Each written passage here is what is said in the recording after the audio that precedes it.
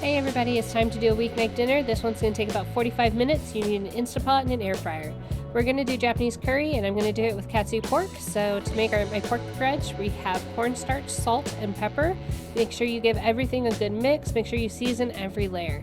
I have my panko breadcrumbs. I'm going to throw in some salt and pepper as well as some red pepper flakes just to give it a little bit of a kick. Give that a good mix. And then I'm also going to do an egg wash so that everything kind of sticks a little bit better. I'm learning as I go with this one. 2 eggs, a little bit of water in your eggs, give it a good mix, and that's it for the dredge.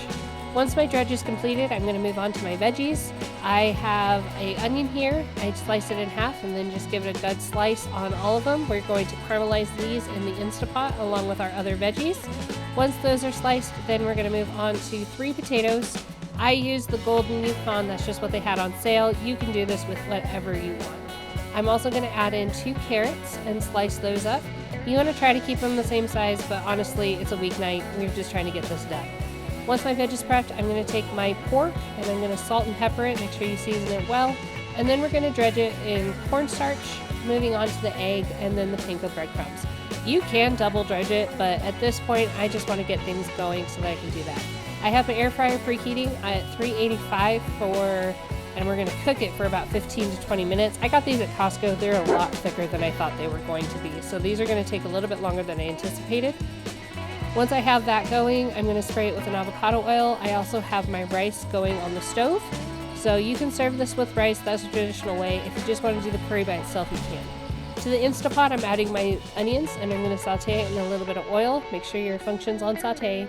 Let it cook, stir it every couple minutes. This should take about 5 to 6, no more than 10. You want it to start getting a little bit caramelized.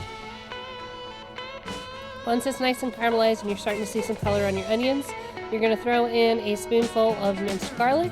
And then I started getting these squeeze tubes of tomato paste. It's life-changing. You have that in the fridge. I'm not throwing away an entire can every time. I just need a tablespoon for a meal. I'm also going to throw in a little bit of Worcestershire for some umami flavor.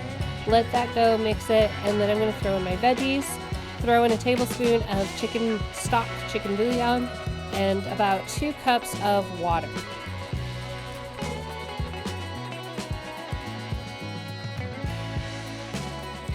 Put on your Instapot lid, set it to cook for about 8 minutes, and then when that's done, you're going to do an instant release.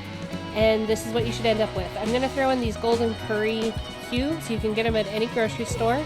And once you've done that, give it a good stir. It'll melt down in the hot liquid and it should have a gravy consistency kind of like this.